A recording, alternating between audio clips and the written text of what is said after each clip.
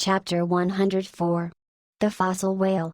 From his mighty bulk the whale affords a most congenial theme whereon to enlarge, amplify, and generally expatiate. Would you could not compress him. By good rights he should only be treated of an imperial folio. Not to tell over again his furlongs from spiracle to tail and the yards he measures about the waist, only think of the gigantic involutions of his intestines where they lie in him like great cables and hawsers coiled away in the subterranean orlop deck of a line of battleship.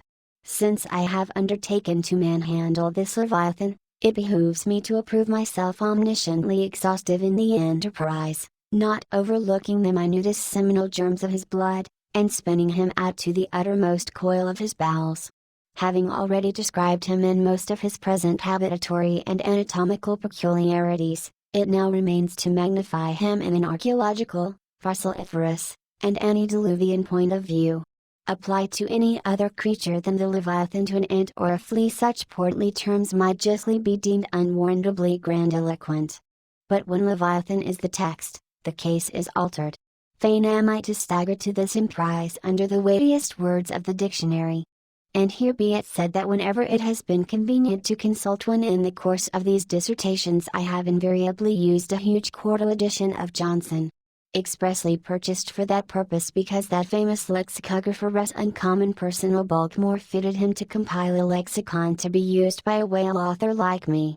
One often hears of writers that rise and swell with their subject, though it may seem but an ordinary one. How, then, with me, writing of this Leviathan? Unconsciously my chirography expands into placard capitals. Give me a condor's quill. Give me Vesuvius crater for an inkstand. Friends, hold my arms. For in the mere act of pinning my thoughts of this Leviathan they weary me and make me faint with their outreaching comprehensiveness of sweep, as if to include the whole circle of the sciences and all the generations of whales and men and mastodons past, present, and to come, with all the revolving panoramas of empire on earth and throughout the whole universe, not excluding its suburbs. Such, and so magnifying, is the virtue of a large and liberal theme. We expand to its bulk. To produce a mighty book, you must choose a mighty theme. No great and enduring volume can ever be written on the flea, though many there be who have tried it. Ere entering upon the subject of fossil whales, I present my credentials as a geologist by stating that in my miscellaneous time I have been a stonemason and also a great digger of ditches, canals and wells, wine vaults, cellars and cisterns of all sorts. Likewise, by way of preliminary, I desire to remind the reader that while in the earlier geological strata there are found the fossils of monsters now almost completely extinct, the subsequent relics discovered in what are called the tertiary formations seem the connecting, or at any rate intercepted, links between the ante-chronicle creatures and those whose remote posterity are said to have entered the ark. All the fossil whales hitherto discovered belong to the tertiary period, which is the last preceding the superficial formations, and though none of them precisely answer to any known species of the present time, they are yet sufficiently akin to them in general respects, to justify their taking rank as cetacean fossils.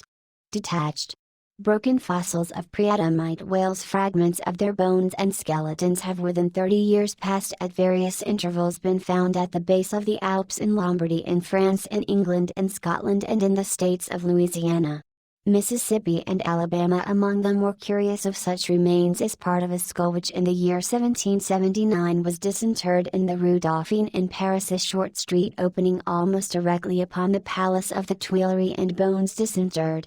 In excavating the great docks of Antwerp in Napoleon's time, Cuvier pronounced these fragments to have belonged to some utterly unknown leviathanic species. But by far the most wonderful of all cetacean relics was the almost complete vast skeleton of an extinct monster, found in the year 1842, on the plantation of Judge Krieg, in Alabama. The awestruck and credulous slaves in the vicinity took it for the bones of one of the fallen angels. The Alabama doctors declared it a huge reptile, and bestowed upon it the name of Basilosaurus. But some specimen bones of it being taken across the sea to Owen, the English anatomist, it turned out that this alleged reptile was a whale, though of a departed species. A significant illustration of the fact, again and again repeated in this book, that the skeleton of the whale furnishes but little clue to the shape of his fully invested body. And rechristened the monster Zeuglodon, and in his paper read before the London Geological Society, pronounced it, in substance, one of the most extraordinary creatures which the mutations of the globe have blotted out of existence. When I stand among these mighty leviathan skeletons, skulls, tusks, jaws, ribs, and vertebrae, all characterized by partial resemblances to the existing breeds of sea monsters, but at the same time bearing on the other hand similar affinities to the annihilated Anti-chronicle leviathans, their incalculable seniors, I am by flood borne back to that wondrous period ere time itself can be said to have begun, for time began with man. Here Saturnus great chaos rolls over me, and I obtain dim shuddering glimpses into those polar eternities when wedge bastions of ice breast hard upon what are now the tropics, and in all the 25,000 miles of this world's circumference not an inhabitable hand's breadth of land was visible. Then the whole world was the whale's, and, king of creation, he left his wake along the present lines of the Andes and the Himalayas. Who can show a pedigree like Leviathan? Ahab's harpoon had shed older blood than the pharaohs. Methuselah seems a schoolboy. I look round to shake hands with Shem. I am horror-struck at this antimosaic, unsourced existence of the unspeakable terrors of the whale, which, having been before all time, must needs exist after all humane ages are over.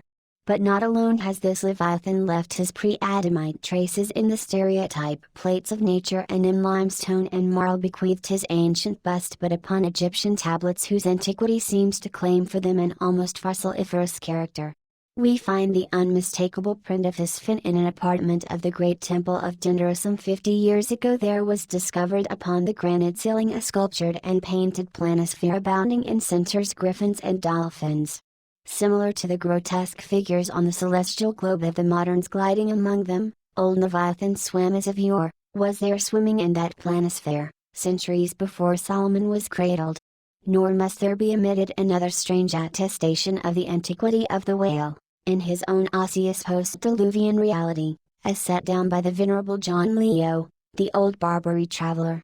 Not far from the seaside, they have a temple, the rafters and beams of which are made of whale bones, for whales of a monstrous size are oftentimes cast up dead upon that shore.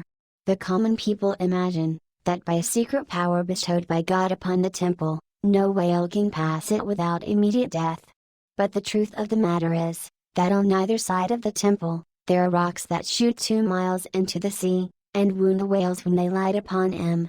They keep a whale's rib of an incredible length for a miracle, which lying upon the ground with its convex part uppermost, makes an arch, the head of which cannot be reached by a man upon a camel's back. This rib, says John Leo, is said to have lain there 100 years before I saw it. Their historians affirm, that a prophet who prophesied of Muhammad, came from this temple, and some do not stand to assert, that the prophet Jonas was cast forth by the whale at the base of the temple. In this Afric temple of the whale I leave you, reader, and if you be a Nantucketer, and a whaleman, you will silently worship there.